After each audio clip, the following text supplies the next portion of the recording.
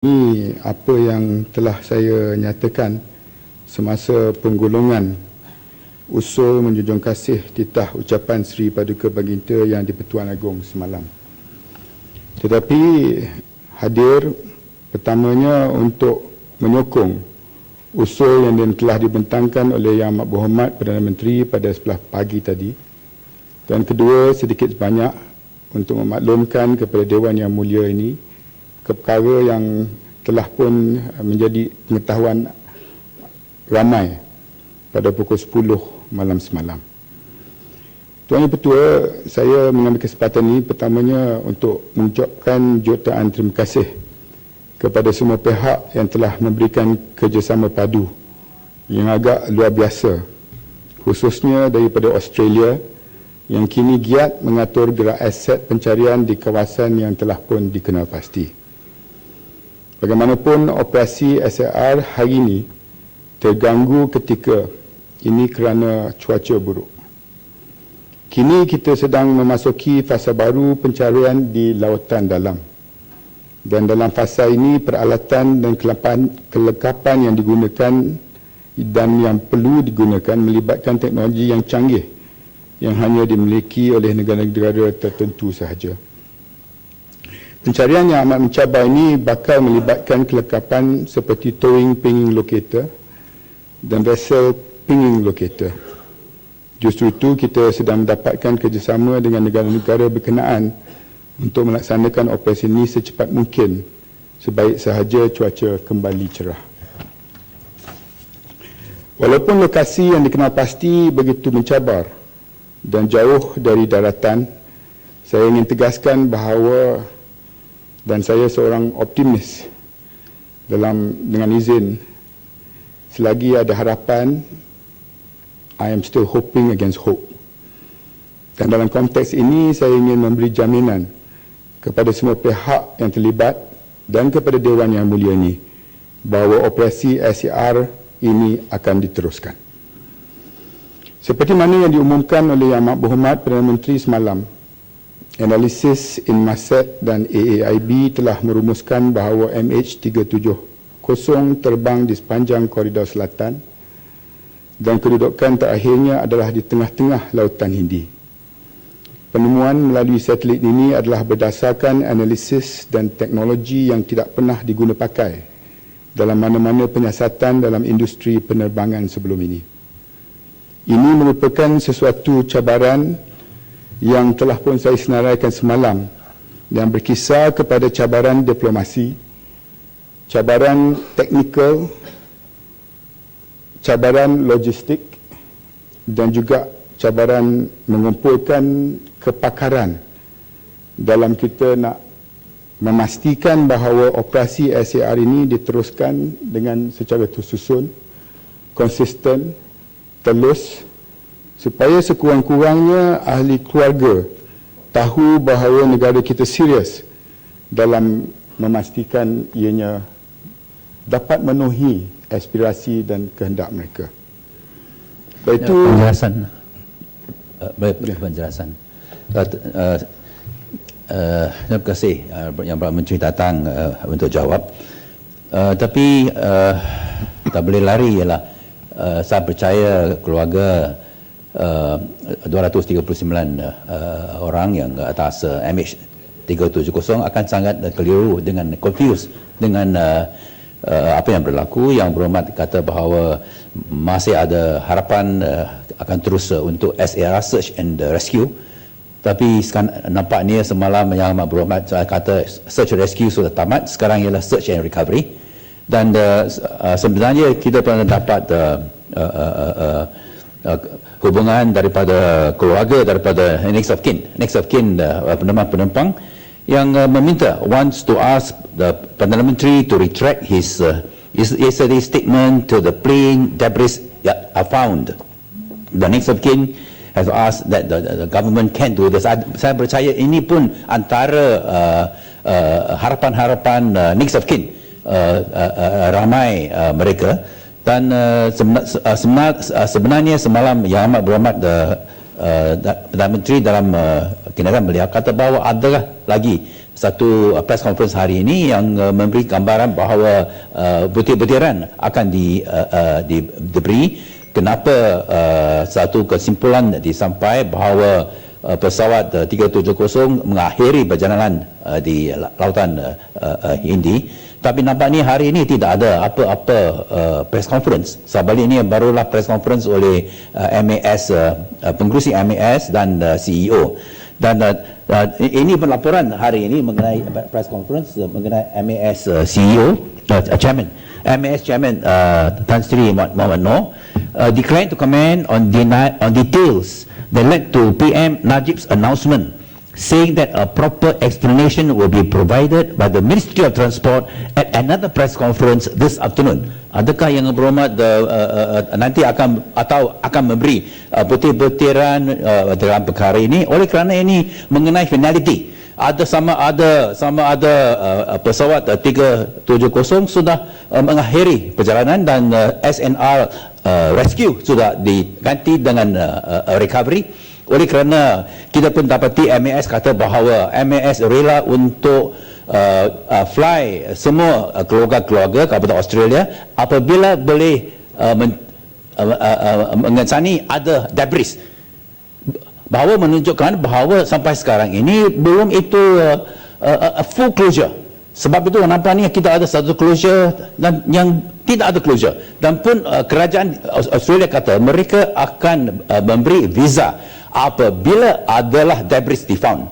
Ini berarti bukan sahaja kerajaan Australia, tetapi untuk MAS pun belum ada satu final conclusive position mengenai perkara ini. Bukankah ini sangat confusing to all concerned? Dan juga Yang Berhormat Menteri Isu yang Jawab dulu Yang Berhormat. Tak mau Menteri nak jawab. Berubah dalam kerana seperti dituntut, diminta oleh Yang Berhormat daripada Gelang Patah, sememangnya seperti biasa tiap-tiap hari saya memberikan press conference PC kepada dunia. Dan sekarang ini kita sedang berbincang dengan pakar-pakar, khususnya pihak Inmarsat, untuk mengenal pasti apa dia yang perlu kita maklumkan kepada dunia, cara bagaimana buat pertama kali dalam sejarah industri penerbangan teknologi yang digunakan untuk mengenal pasti bahawa carian kita di selatan koridor selatan itu secara sah dapat kita umumkan semalam merupakan kawasan yang telah pun diperkecilkan. Dan kalau sekiranya ahli-ahli Yang Berhormat mengizinkan saya untuk sekurang-kurangnya menyokong usul ini, saya boleh kembali kepada mesyuarat tadi supaya PC pukul 5.30 boleh berjalan seperti yang dijadualkan untuk memaklumkan apa yang telah pun ditemukan dan apa yang boleh dimaklumkan oleh pakar-pakar antarabangsa tadi. Berhubung kait dengan perkara kedua, di mana ahli Yang Berhormat telah menyatakan pasal ahli keluarga, ini juga merupakan usaha kita dalam fasa ketiga, iaitu memberikan tugas dan tanggungjawab untuk mengendalikan hal ehwal keluarga-keluarga penumpang dan kru MH370 kepada MAS. Sebab itulah pagi tadi MAS telah pun mengadakan PC-nya sendiri, dan ini akan berterusan tiap-tiap hari, saya harap, supaya pihak keluarga bukan saja melalui saluran yang telah pun kita wujudkan, tetapi melalui PC-PC mereka sendiri, sekurang-kurangnya perkara-perkara yang menyentuh kepada keluarga penumpang dan kru ini dapat dikendalikan. Debris saya dah nyatakan tadi memang tidak ada closure sekarang. Kita hanya menyatakan bahawa perkara ini telah pun menjurus kepada koridor selatan. Dan tumpuan kita hari ini ialah untuk memastikan debris yang telah pun dikesan melalui 3 satelit. Satelit daripada China, daripada Perancis, daripada Australia, merupakan debris dan objek daripada MH370. Kalau itu pun telah pun dikenal pasti, maka kita pula kena cari kotak hitam. Dan dengan kotak hitam itu memerlukan aset-aset lain keperluannya memerlukan teknologi yang terpaling canggih di dunia dan hanya negara-negara tertentu sahaja yang mempunyai aset ini. Sebelah malam ini pula saya akan ada satu lagi mesyuarat dengan wakil daripada PECOM, Pacific Command, daripada Amerika Syarikat untuk memikirkan teknologi-teknologi berkenaan supaya kita boleh masuk kepada SAR fasa ketiga ini. Tetapi dengan syarat bahawa tumpuan kita sekarang ialah untuk mengenal pasti debris itu merupakan debris daripada 370 dan lepas dah kenal pasti ianya 370 ialah untuk mencari kotak hitam pula. Itulah cara kita sebelum ini, iaitu mengkorporasi dan mengesahkan setiap maklumat dan lead yang sedia ada. Cuma dalam debris ini hari ini seperti saya nyatakan tadi bahawa ianya merupakan satu perkara yang tergendala kerana masalah cuaca. Tuan Yang Dipertua, kembali kepada usul yang amat berhormat Perdana Menteri tadi, saya ingin menyatakan sekali lagi penemuan melalui satelit ini adalah berdasarkan kepada analisis dan teknologi yang tidak pernah diguna pakai dalam mana-mana penyiasatan dalam industri penerbangan sebelum ini. Sebab itu apabila disarankan oleh Yang Berhormat Bilang Patah, Yang Berhormat daripada Johor Bahru dan Pokok Sena dan rakan-rakan kita yang lain untuk kita lihat ni sebagai satu iktibar, sebenarnya ianya satu iktibar bukan sahaja untuk negara kita tetapi kepada dunia. Kerana apa yang kita lakukan ini merupakan sesuatu perkara yang unprecedented yang memerlukan semua negara, 26 negara yang terlibat dalam SAR ini untuk meneliti semula dan cadangan sama ada jawatan khas di peringkat parlimen atau Suruhanjaya Diraja. Seperti saya maklumkan kepada Pokok Sena semalam, saya akan bangkit bawa perkara ini kepada pihak yang akan membuat keputusan. Itu jaminan saya kepada Dewan. Dan kalau puas hati, inilah cara kita nak lihat ke hadapan. Tetapi saya boleh mengesahkan hari ini bahawa jawatan kuasa audit atau jawatan kuasa yang telah pun diwujudkan di peringkat Kementerian Pengangkutan telah pun dipikirkan. Jawatan kuasa di peringkat Tentera Udara Diraja Malaysia TUDM telah pun diwujudkan. Semua ini berjalan serentak dengan SAR kita. Tetapi seperti saya nyatakan daripada malam semalam, tumpuan kita sekarang masih lagi ialah untuk mengenal pasti debris dan juga untuk mencari pesawat MH370. Nah, bagi jalan, ya fokus sana. Terima kasih Datuk, terima kasih rakan saya Yang Berhormat Menteri. Macam saya katakan tadi waktu Nimbung Tebal berbahas tadi, kita tidak ada masalah kalau kerajaan nak tubuhkan Suruhanjaya Diraja RCI, tetapi kita juga minta supaya satu jawatankuasa di peringkat parlimen ini, jawatankuasa pilihan khas juga perlu ada untuk membabitkan ahli parlimen. Itu saja. Sebab kalau RCI dia tidak akan membabitkan ahli parlimen supaya mungkin jawatankuasa khas parlimen itu melihat dalam angle-angle yang lain, sudut-sudut yang lain, RCI melihat dalam sudut yang lebih yang lain pula. Jadi itu saya minta supaya dipertimbangkan sungguh-sungguh supaya parlimen diberikan penghormatan. Terima kasih. Saya faham Yang Berhormat dan insya-Allah saya akan panjangkan kepada pihak-pihak yang berkenaan.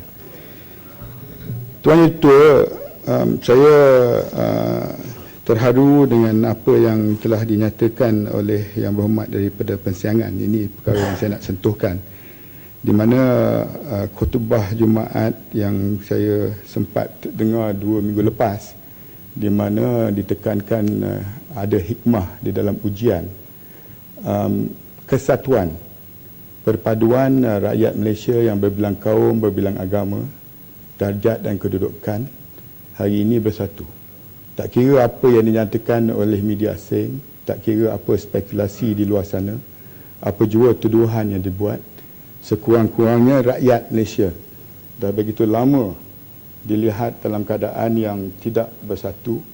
Hari ini ianya mereka telah pun bersatu, tak kira tak mengambil pertimbangan warna kulit, agama dan kedudukan.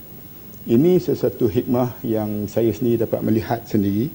Dan keduanya, kerjasama dan sokongan daripada negara-negara luar Tidak mungkin negara-negara yang kuasa besar seperti China dan Amerika Syarikat boleh bekerjasama memikirkan satu operasi SAR, berkongsi maklumat, berkongsi aset, menggunakan pangkalan di Perth, Australia, mendedahkan pesawat-pesawat yang paling sophisticated di dunia seperti Poseidon P8 dan Orion P3 dan pesawat-pesawat dan kapal-kapal daripada China, bekerjasama dengan Jepun, ASEAN bersatu untuk menentukan bahawa radar-radar mereka, primary, secondary, military data dapat dikongsi sama. Itu juga merupakan satu hikmah dalam ujian ini. Tetapi apa jua hikmah yang nak dinyatakan, apa jua perkara yang terpaksa kita hadapi, kita akan laluinya bersama. Dan insya-Allah kalau ini usul yang dapat dipersetujui oleh kita semua tanpa terkecuali, maka ini akan menjadi satu presiden kepada dunia. Dunia yang hari ini berpecah. Dunia yang hari ini penuh dengan kebencian. Dunia hari ini yang penuh dengan perbalahan, pembunuhan. Tetapi dalam kes MH370, Malaysia boleh dijadikan contoh untuk mengkoordinasikan apa yang telah kita lakukan.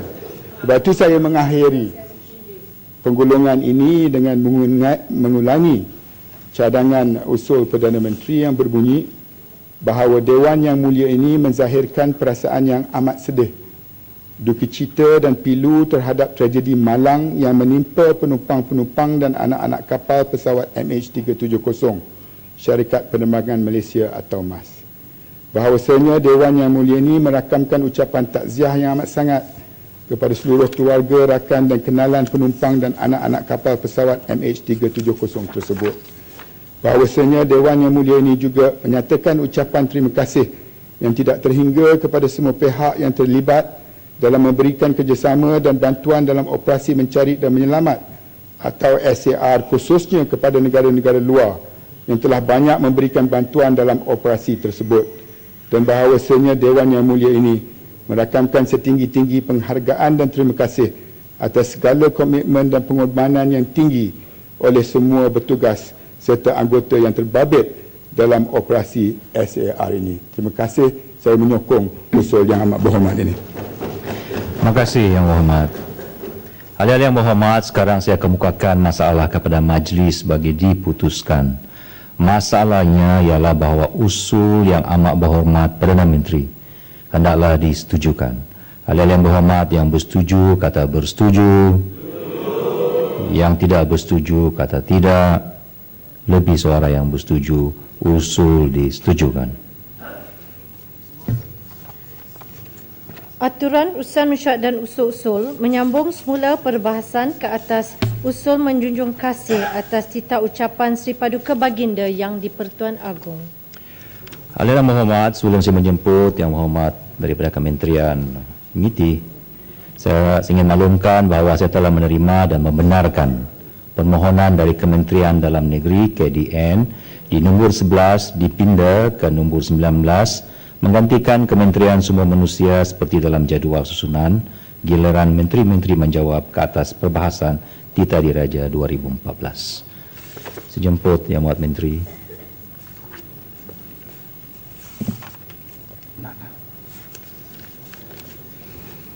Bismillahirrahmanirrahim. Assalamualaikum warahmatullahi wabarakatuh.